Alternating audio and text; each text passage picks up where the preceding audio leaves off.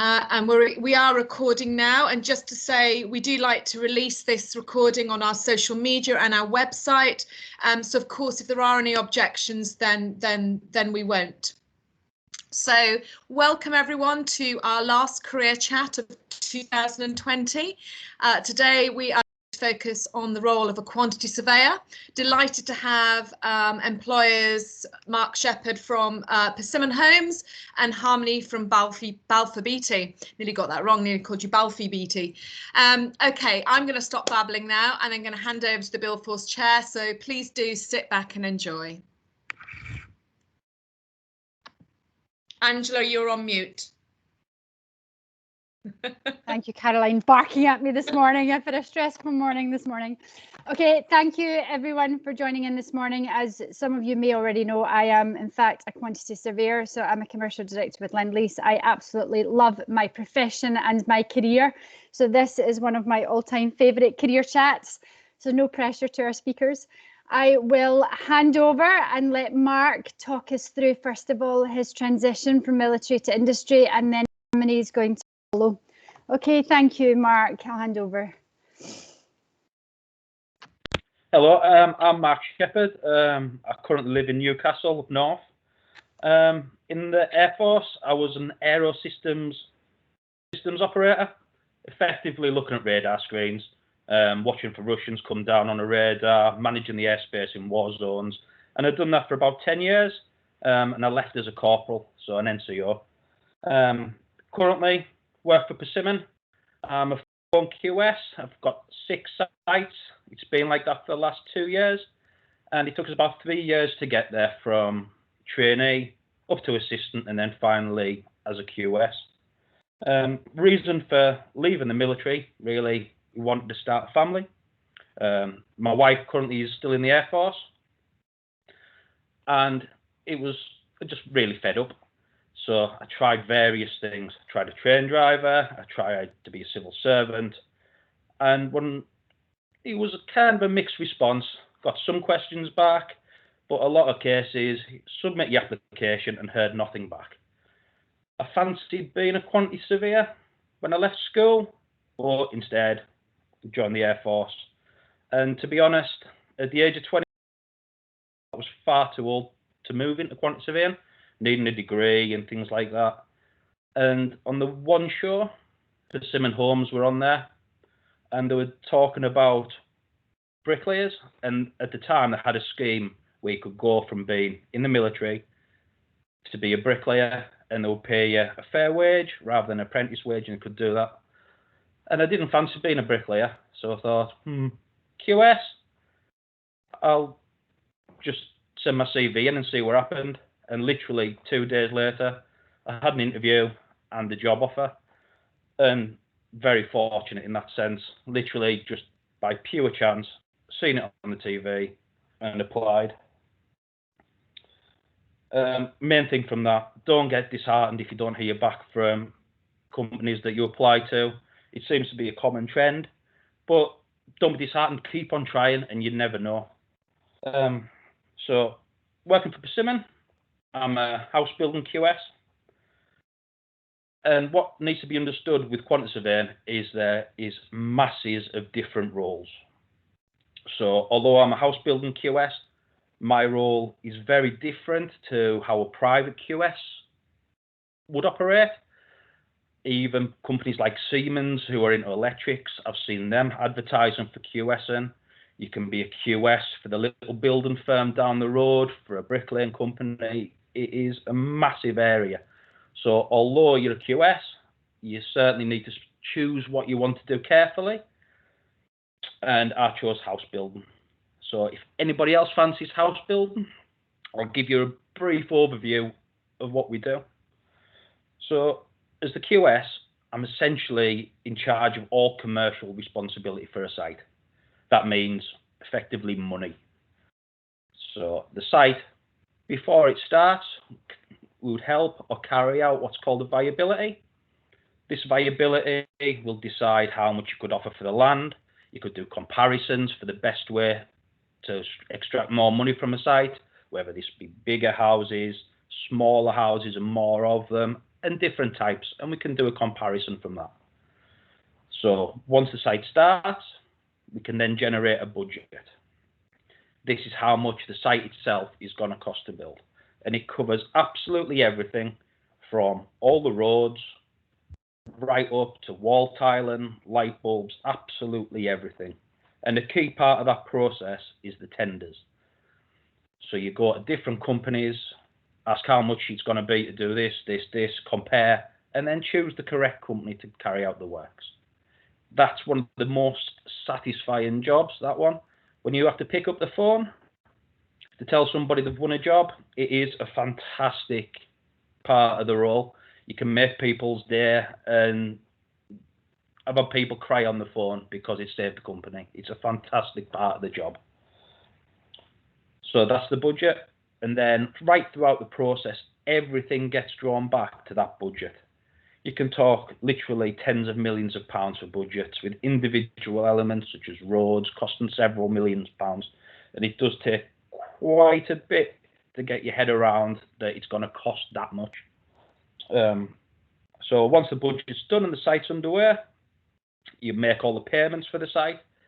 Almost every single bit of labour that goes on that site, every bit of work, the payment will come through you to be signed off. That's one of the slight downsides of the role, that it can get very busy regarding payments, and there can be a heck of a lot to process. And every so often, Persimmon Homes is every 2 months, we carry out a valuation process, and we consider what's been charged to us and what we've paid so far, and how it's performing against the budget. For a business, it's a very important part of how a site's been run and how it's operating. If you identify areas where it's spending more than you budgeted for, and investigate why. It can be various reasons. The budget might not be sufficient. There could be an error in there, but also there could be errors on sites that's being carried about which need to be rectified as well. And then coming towards the end of the site, all happy days, is getting finished and everything. You're responsible for the final accounts and getting those settled. So all the companies have had all the monies due to them, and then there's going to be no legal backlashes further down the line. That's at that point, when you see a site finished, it's also real job satisfaction. The missus loves driving around housing estates this time of year, looking at Christmas lights, taking my 5-year-old out as well, and looking at them. When you go to a site that you've been a QS for, and it was a successful site, and you see people celebrating Christmas and the Christmas lights things up, it is incredibly satisfying that you played a part in that as well. Some people consider house building boring. It can be repetitive at times, don't get me wrong, but it can also be very varied. In the last month alone, I've been doing a large pedestrian bridge, QSing for that, getting tenders in for it, trying to understand the drawings. It is quite a complex kind of subject. I've got that, and there's a large civil road that needs upgrading, 2 new roundabouts installed, and that's going to take about a year, and it's smack bang in the middle of the town centre. So that's proven to be a bit of a challenge. But in essence, house building boring? No, probably not. I've enjoyed it since I've started in the last 5 years as well. Right. I came from a Scorpio looking at a radar screen, and the skill transfer was just about nil. There is a perception to be a QS, you need to be a whiz kid at maths. It's not. I like my maths, mental arithmetic, great, but believe me, you don't need to be a whiz at maths. It's very much early secondary school level maths. Don't get us wrong, mental arithmetic really helps, but there's always a calculator. It's all to do with areas, and it's really straightforward maths. Another skill as well that is worth picking up, I would say, is Excel. Within the QS, a lot of things get done on Excel, but it's anybody's more than capable of picking up the basics of Excel. I taught myself in Afghan. I was doing chuff charts for people, just working out soccer EMs, how many soccer EMs were left before they could go home.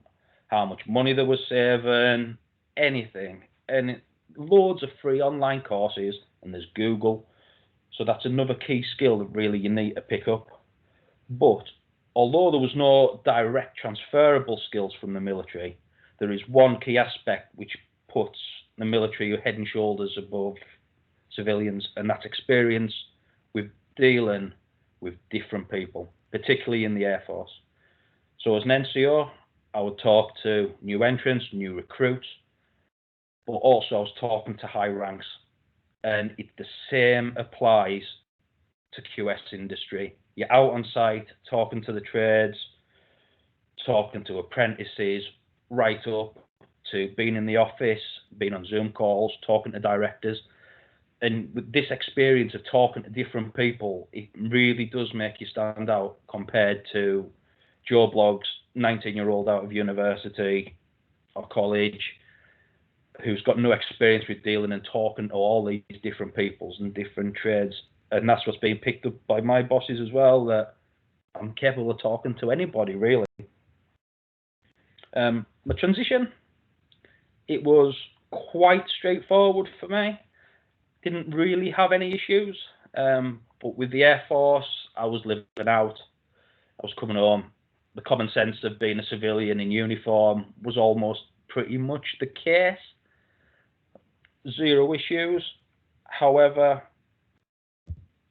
it can take a bit, especially on a Friday afternoon when you're sat in the office at 5 o'clock. That is quite depressing almost. I have just also, from being in the Air Force as well, I've also just finished my degree. And this is something very important to future employers, especially if you've got your ELCs still intact. I've just finished my degree and it has cost my employer. And compared to lads where the employers are to pay for them, it can be a huge benefit. The degree I've done was fully distance through UCEM. If you want any details, feel free to get in touch. And that was purely distance. But there are other options such as day release or block release. But to be honest, with a young family and the wife being in the military, the distance learning actually worked really well. Speed up and slow down as much as I want, and that worked really well. From my experiences, however, I do have a bit of advice. First thing, I've just done my dissertation on military moving into construction, and one of the big factors is money. Moving across from the military as an NCO or wherever rank you are, don't really expect the same money to start with. Sit down, work out your budget and what you can afford to be paid, and make an assessment from there. The lower you can get that, the more attractive it is to the employer to give you a go.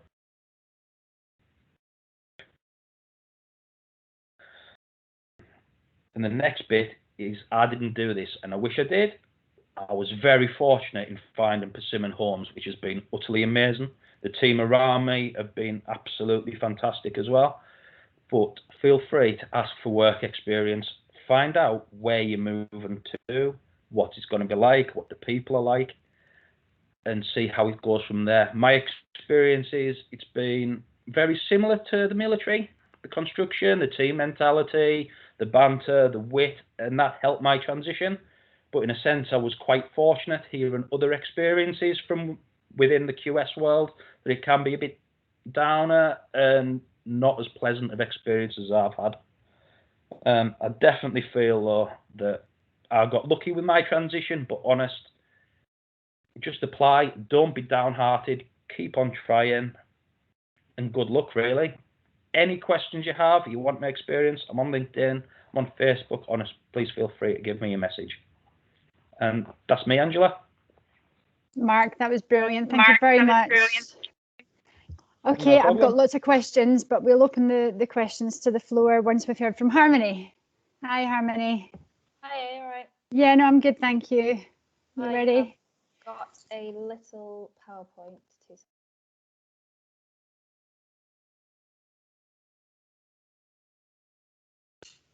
That says I can see it. Thank you. Yeah. Okay, so I joined the military in 2015. I did 5 years in the military as a vehicle mechanic in the REME. I left in 2020 as a Lance Corporal Class 2, and then I also joined this year the reserves, and within 6 months of joining the reserves, promoted to a corporal. So there is lots of opportunities for people in the reserves after leaving the regulars. So my civilian career. In 2017, when I was in the military, I was interested in doing QSing, so I looked at doing a degree off my own back, like alongside my military career, which meant that I would have had to pay my own fees and fit it in within my military career. I wouldn't have any time off to do that. So I did a bit of research and had a look what other options there was available to me. And I found something like an apprenticeship degree. So that means that the companies pay for you to go through university, and they also give you day release or block release, however they offer it. So September this year, I started my degree with my company, Balfour Beatty, and I do it on a day release basis. So every week I have Thursday off to attend university, even though it is virtual at the moment, but in the future I'll be going into university and doing a part-time degree. So my current role is a trainee quantity surveyor within construction services, civil engineering. So that is building stuff like bridges, roads, roundabouts, and predominantly my clients are councils, so local council work mostly. And I'm on my second project, and the team that I work in is a team of 2 QSs, so I'm one of them. So it's very small on the project, which I prefer, but you can get into teams that are multiple QSs on bigger projects. So a little bit about Balfour Beatty. They are a tier 1 contractor. So like Mark said, there's lots of different types of quantity surveyors. So I am a contractor quantity surveyor, which means that we work as the contractor on a job for the council, and then we employ lots of other subcontractors to do the work for us. So we're sort of the middleman of a project. Within Balfour Beatty, there is construction services, which I work in. You've got rail and utilities, highways, and then major projects. So one of the biggest major projects at the moment in the country is HS2. So that can be a big opportunity for people if you want to work on a major project. So day-to-day tasks for a contractor QS, which is what I do, I would say are dealing with subcontractors. So everything that goes on to do with the subcontractor comes through you. So any money they're applying for the month, any problems that are on site, any defects, which is anything that's gone wrong on site, formally will come through you. You're responsible for doing the formal contractual paperwork for that. Client application, so that's us applying to the council for what we want to get paid every month. So we have to do those applications and send them to the client. Financial reporting, so that's can be internal or external. So internally would be every month we have to report up our chain of command to say what money we're making, how the project's going, that kind of stuff. And then externally will be to the client. So they usually want to have a progress report on the project, or how much we think it's going to cost at the end of the project. So all that kind of reporting. Meetings, I attend meetings daily. So it could be with the client, it could be internal, it could be progress meetings with people on site, it could be with subcontractors. All those kind of meetings you're usually involved in. And the last one, risk management. So people don't seem to think this involves a quantity surveyor, but a quantity surveyor is usually they're responsible for the risk register. So before the project starts, there'll be risks that are identified, and it's your job to keep the risk register up to date and put figures to those risks. So if anything ever happens, the client already knows what the rough cost is going to be for that risk. Moving on to roles and responsibilities overall. Manage financial and contractual elements of the project. So there'll be a contract for the project, and it's the QS's job to ensure that contractually the project is keeping within those within the contract. So anything that happens, usually you'll refer back to the contract and to ensure that it's correct. And financially, obviously the QS is the commercial lead on the project, so anything financial will go through the quantity surveyor. Manage the risk of the project. So obviously I explained about the risk register. The quantity surveyor usually is responsible for the risk register. Manage costs, manage costs and ensure the project is profitable. So that's your manage the cost of the project and ensure the project is profitable, because if it's not, then you're not doing your job properly, and people don't want a project that isn't making money. Manage the added social value. So this is an extra one that I added on the end. Although it might not be a specific role of a quantity surveyor, but on both the projects that I've been on, I've ended up being sort of the responsible person for the social value. And a lot of projects now will want to ensure that they are adding some social value. So if they might want to employ local people, they might want to ensure they're getting the materials locally, they might want to meet certain payment criteria, so that it's all about adding social value to the local community. So the QS is usually responsible for ensuring that you're hitting those KPIs, but that's quite a new one, and not all QSs do it, but I definitely do it in my role. Transferable skills. I know Mark mentioned teamwork, but I've wrote a lot more down there that I think are transferable skills from the military to quantity surveying and construction in general. So I'll pick a few out. Time management is a big one. So employers think that time management is a very attractive trait. They want people to turn up on time. They want you to manage your work time correctly, and employers do like that. Another one is knowledge retention. So in the military you get given a lot of knowledge, like a lot of information, and you're expected to retain that information. So within construction and quantity surveying, it's good to be able to retain that knowledge and know what you're talking about. So that can be another good transferable skill.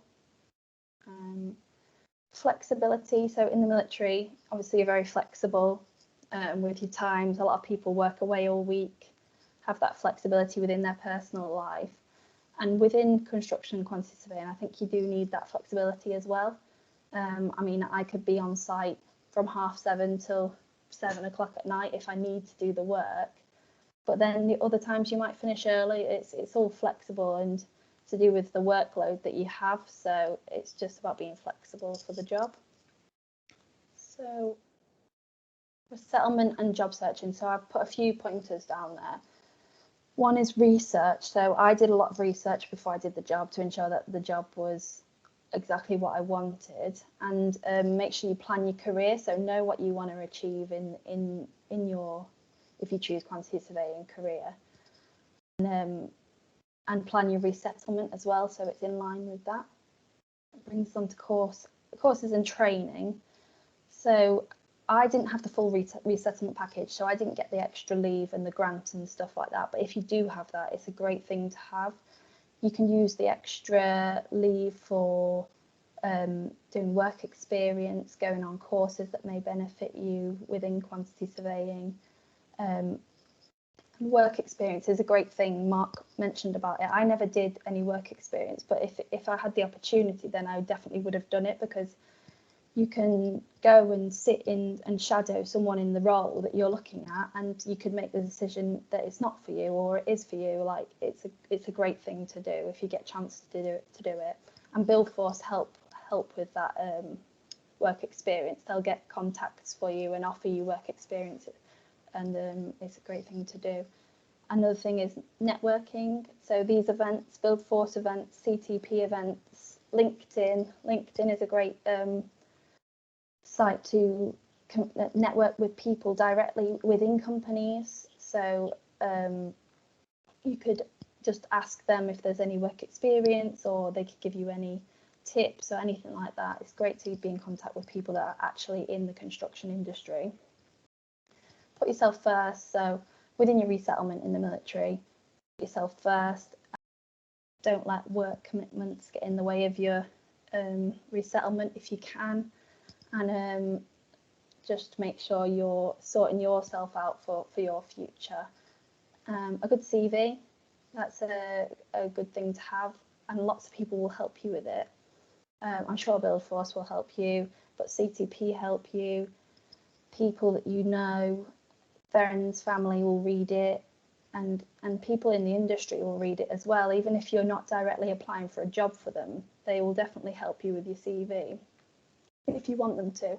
So at events like CTP and Buildforce, even though they might not have a job that you want to do, I'm sure they'll have a look at your CV for you and give you some pointers for it, what a company might want to look for on a CV. And applying for jobs. So there's lots of sites out there that have thousands and thousands of jobs on them, but they're not necessarily the best place to find a job.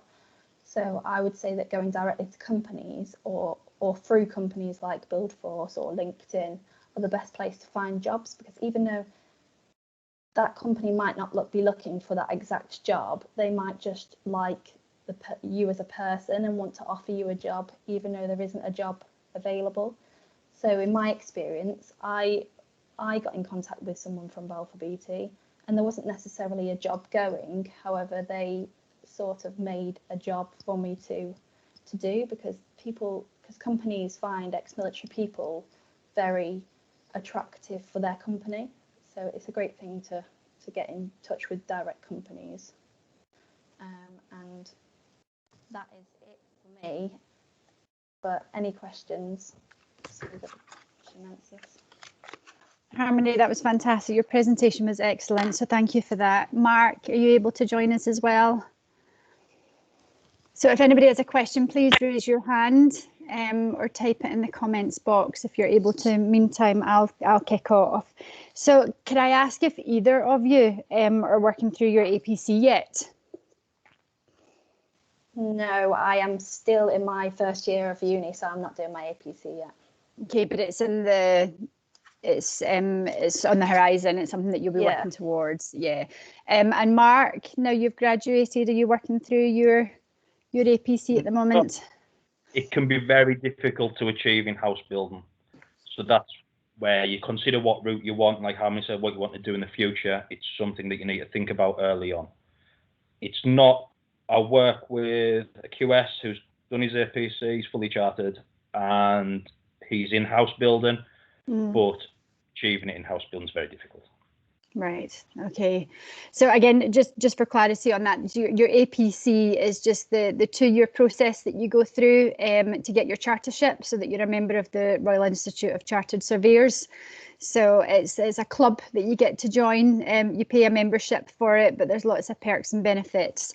And again, it's just a community that just spreads good practice, and there's lots of shared community interests that you're able to sign up to, so it is worth looking at. You can join up as a student member if you're interested, so just a small plug there for the RICS. Can I ask, and I mean this is very relevant to you at the moment, Harmony, how are you coping with studying and working? I find it all right at the moment. I mean, I work with another QS that's just graduated, so it's great for me to get like information from him.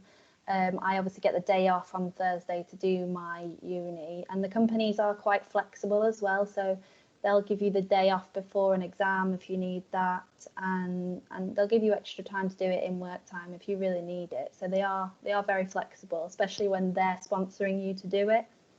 They're more inclined to help you with it. Okay, and again, Mark, you've gone through the process. How did you find the balance? What would your advice be in terms of, do you study at night? Do you study at the weekend? Do you get up early in the morning? How did you manage to work your timetable? It was basically a 6-day working week. So it was normally a Sunday. I would sit down, the missus would take out my daughter, and that's when I would mainly do it, and a bit of holidays and leave around assessment and exam time as well. The distance learning suited me, but it might not suit everybody. But what I will see is that extra day in the office, it can make the difference as well, where you can learn more and pick up the speed, pick up the role a little bit faster. But that's it really. And were there any Very kind of crunch? Yeah, were there any crunch points, whether it was doing your dissertation or coming up for exam time? What discipline did you instill, or what words of wisdom would you impart on others that are going through that? Just set yourself realistic targets. Don't think you're going to get an assignment done in a day. Just set yourself realistic targets. For this, particularly with the dissertation, something that's quite long, set yourself end of September, I want the questions asked. End of October, I want my interviews, and set yourself realistic targets and plan. And always give yourself that little bit of breathing space, because you never know what's going to come up. Yeah, no, I think that's it. It's just small steps, isn't it? And achievable milestones. Okay, Andrea, you've put your hand up. Do you have a question? Hi there. Yeah, sorry, my camera doesn't work 'cause I'm on a work computer, but I just want to say, first of all, thanks so much to Mark and Harmony for coming to talk to us today. It's been really, really useful, and to yourself, Angela and Caroline as well. Yeah, so my question's mainly for Mark. I'll just give a quick intro of myself. I've been in the Air Force for 17 years, and I've got 2 young children. Now, what I would like to do is mark time for the next 4 to 5 years on my career, while my husband works full time, so I can bring up my kids. But in that time frame, I'd like to make the best use out of it, so I can jump straight into quantity surveying at the end of that time. So I'd like to study part time if I can. Now I'm moving to Moray, up top of Scotland, and I've had a look at what opportunities are available. So in the local college, you can do a HNC in construction management, and in Inverness, which is part-time, and then Inverness, they do HNDs in quantity surveying full-time. Mark, my question is for you. You said you did a fully distance learning degree. Now that sounds great for where I'm going to be located. Can I ask you what degree that you're studying and what university you're attached to, please? Yeah, it's a full BSc honours in quantity surveying, and it's the University College of Estate Management. Okay. Although it's full distance, it is changing at the moment. There are requirements for exams, but they'll try and locate you a suitable local centre. For example, I live in Northumberland, and I've been to Newcastle and Sunderland to do my exams. Okay. So, but that's literally twice a year. That's all it is. Okay, yeah, the course is very good. The course is very good in the sense that you're getting the qualification at the end, a lot of background rather than actually getting into the nitty gritty, which I've seen more by the guys doing day release with full-time students.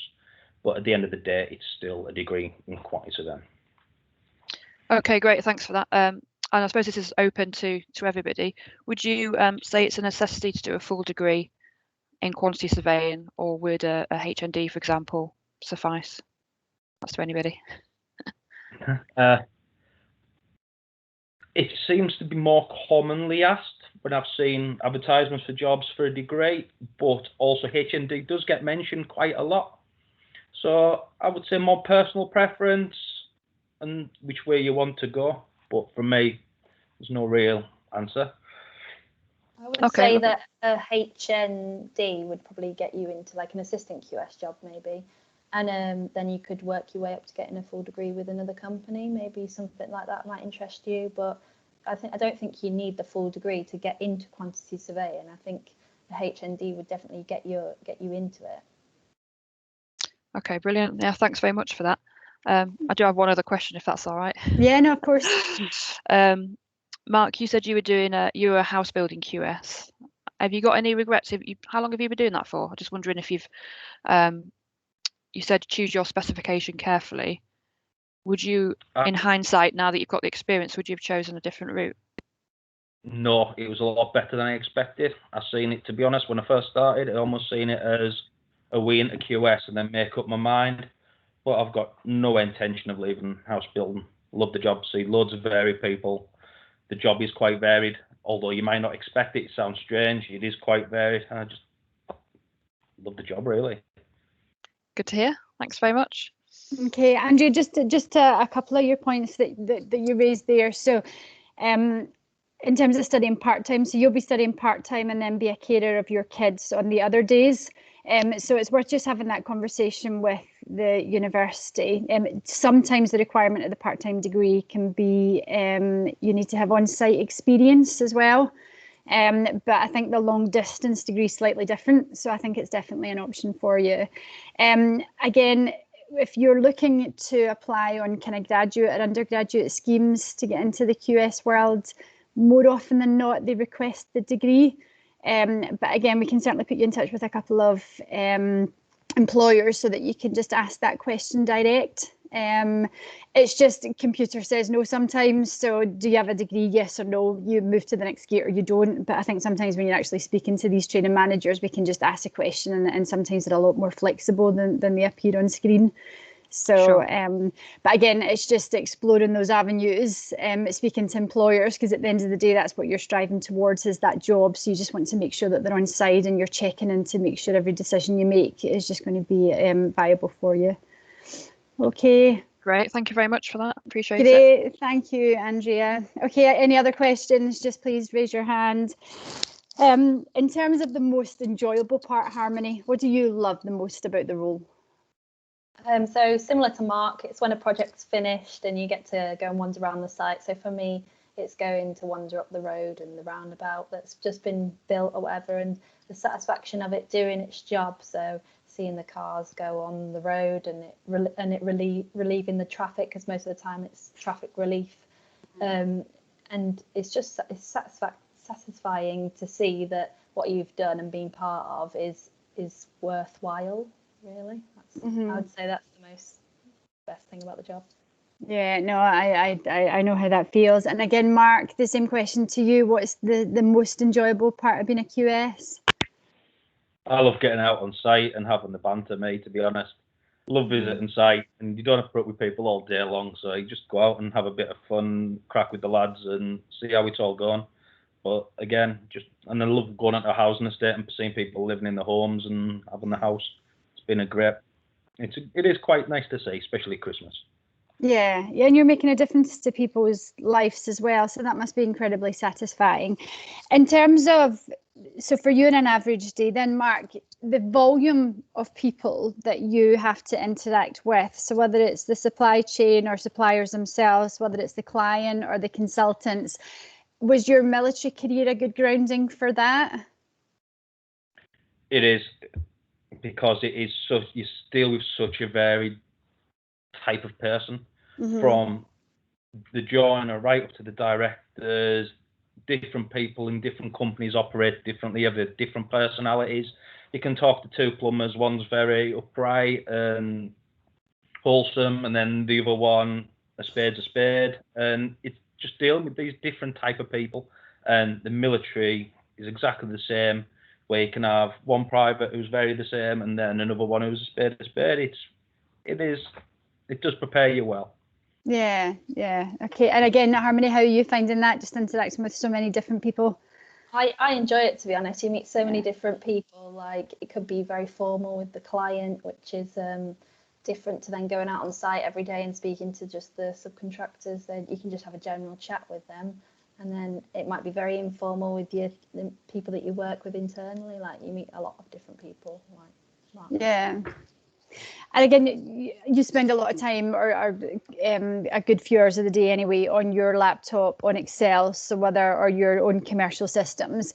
How did you turn your hand to that? Is that something that you just would pick up anyway, or did you have previous experience in your military career?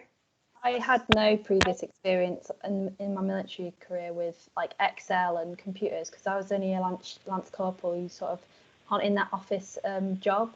But I've picked it up all right. I mean, I work with one other QS, so I can pick up a lot of things from him. He helps me daily with Excel. I don't think it's a necessity really to be good at Excel when you become a QS. I think you can pick it up on the job. You can. Again, Mark, any advice there? Google's a great tool. Yeah. how to do something on Excel, and you just find out off Google. It's amazing.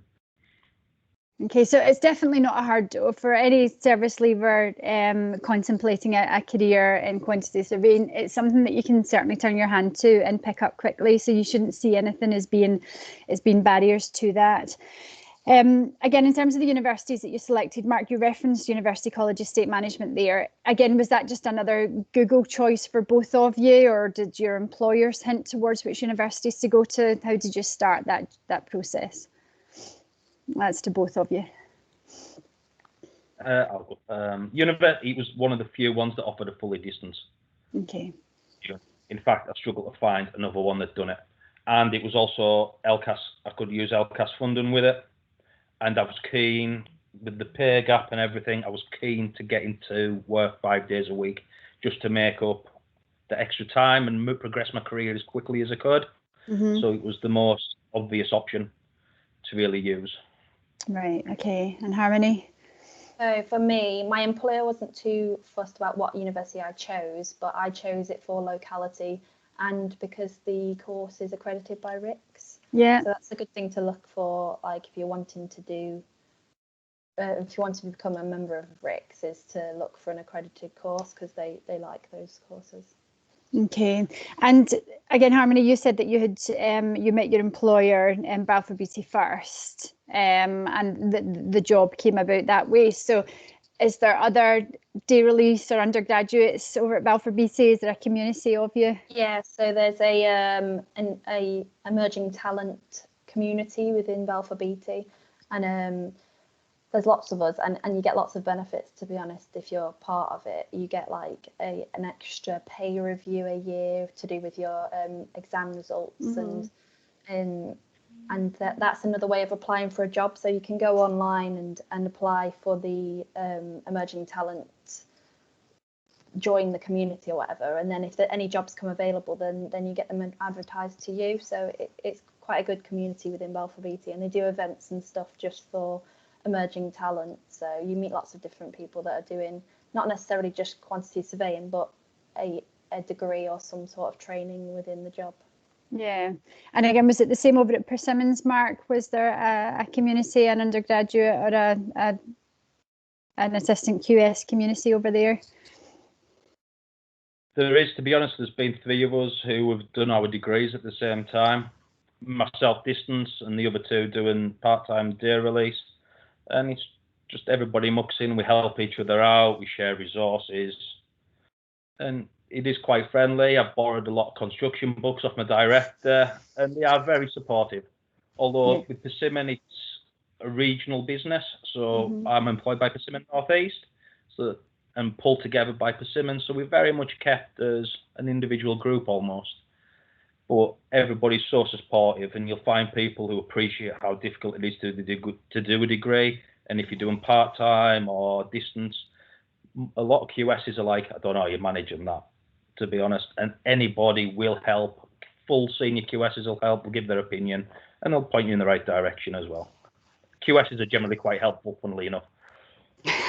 Yeah, no, they certainly are, And again, a question from Thomas Hollyoak. Do you have a question, Thomas? Yeah, hi. Thanks very much for putting today on, and thank you, Harmony and Mark, for sharing your experiences so far.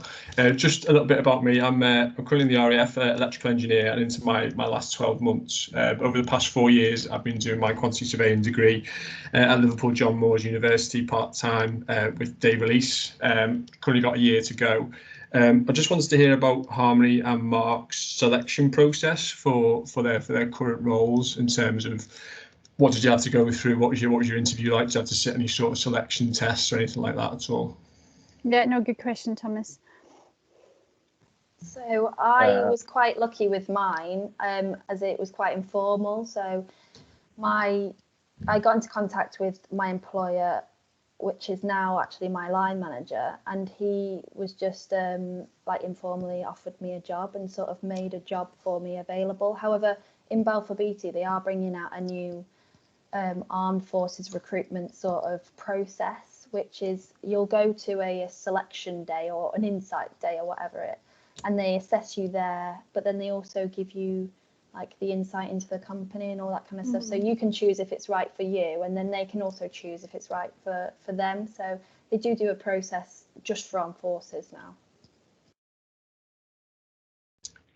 My experience was just a simple, straightforward interview with the director, and that was it really. The questions were quite generic, what you expect in an interview. There was no curveballs or anything like that. Just do your research on the company, make sure you understand what they're doing and understand the role of a QS. Do your research on that. I think that's what got me the job when he asked us what a QS does. And I went in how it's evolved from basically being an accountant now to what, and it's focusing more towards a project management role rather than an accountant. And I think that's what kind of got us the job with him, because he was a bit took back with that answer. So just do your research, try and pick up a few points. Thank you very much. Thanks, Thomas. And again, there are finance managers within your organisation at Persimmon, Mark, and then there's going to be quantity surveyors or commercial managers. Are you able to define the difference between the two? A finance manager, and they study the accounts in general, look at various other things, whereas the commercial manager role focuses on the jobs and deciding what's viable on site and more in depth on the budgets and things like that, rather than an oversight of the money as a whole, really. A financial manager's got very little building knowledge with Persimmon. They understand different sequences, whereas commercial manager understands the nitty-gritty of getting the job done, really. Okay, and again, Harmony, they're going to be finance managers and commercial managers over at Balfour BC, but they've got very different roles, haven't they? I would say that the main difference for me is that financial managers are more in the office, deal with a bit of each project, whereas a commercial manager or a QS might be just based on one project or more project based, so you get to see the project more, you're in to do with the detail of the project, whereas a financial manager is more like overseeing all the accounts. Yeah, so again, it's the finance managers are true finance, it's cash flow, it's the company as a whole, whereas commercial managers, quantity surveyors, it's more cost and it's more project based. So, but there is a handover between the two, and certainly within Lendlease, our commercial managers and finance managers meet monthly and just review each project and just see when any support or guidance can be given. So in terms of progression then, Mark, so you've graduated, you're now working on site. So what does it look like next? What would like the next 5 or 10 years look like for a quantity surveyor over with a house builder? Honestly, Persimmon are absolutely fantastic. If you look at the stats, it is a lot. They promote from inside a lot, and a high proportion of the directors and everything are promoted from within the company. So it's worth doing your research on this as well. If you go in as a trainee, what the progression will be like with the company, look at the reputation and things. But hopefully, you never know, commercial manager, director, like staying with Persimmon and seeing what happens. But there is certainly progression. The outgoing chief executive was a QS of Persimmon Homes. So you can get right the way to the top going through QS as well. No, that's really good to hear. And again, a question that a lot of the service leavers ask is this going to be challenging enough? And what's the future going to look like as a QS? So that's a really impressive answer. And again, Harmony, for you, obviously you're on is it a 5-year part-time degree? Yeah, it's 5 years. So I'm currently sitting as a trainee quantity surveyor.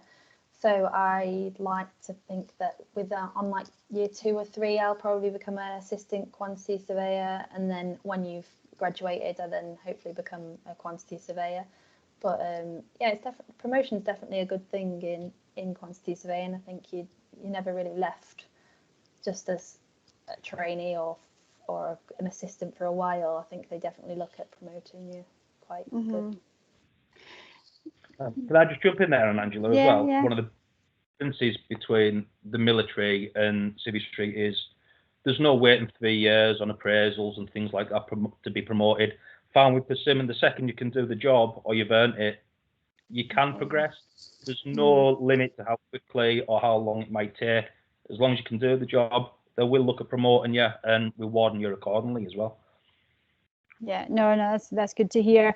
And again, Harmony, when you tell people you're a QS or an assistant QS, what's the reaction? How do people take it?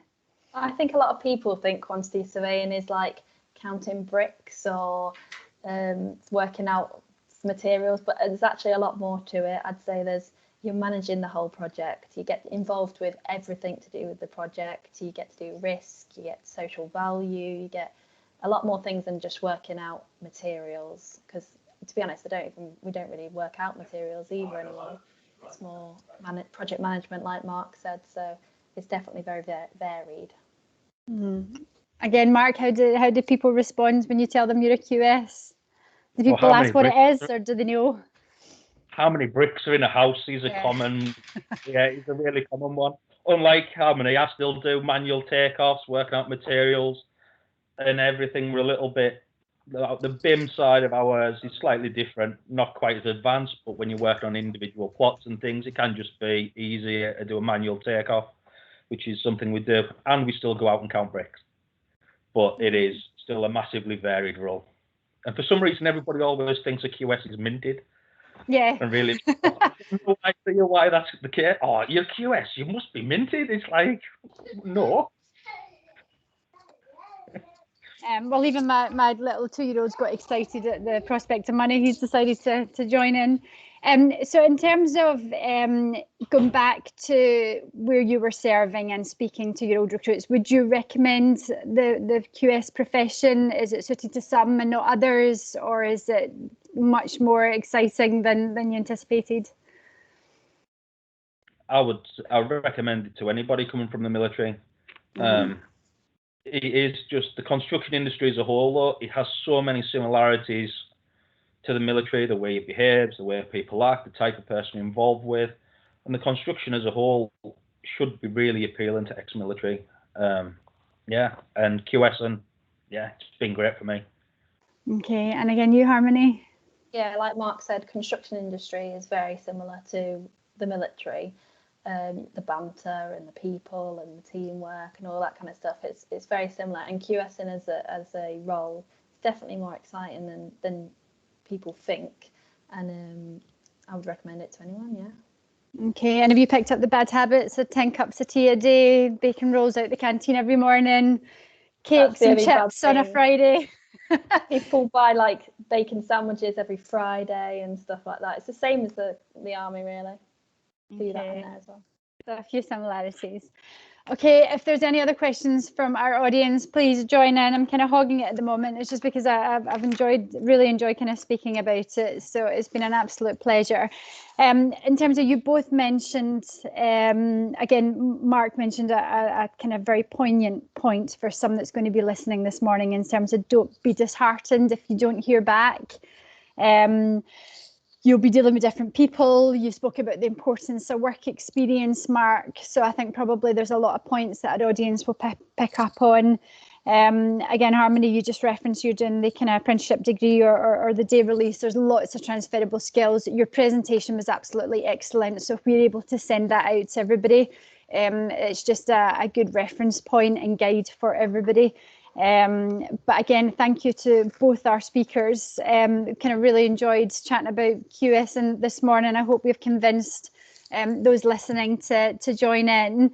And again, thank you to everybody, to all our listeners, and to all those that have been watching us throughout the year. It's been one hell of a year, 2020. But again, we've enjoyed being here and supporting you along the way. So certainly from my family, my little family here, to yours, wishing you all a very Merry Christmas. And we'll hand back to Caroline. She's there. Yeah, so thank you. So just to echo Angela, thank you, Harmony and Mark, and Harmony especially today. Today is Harmony's University Day, so really appreciate you giving us the time.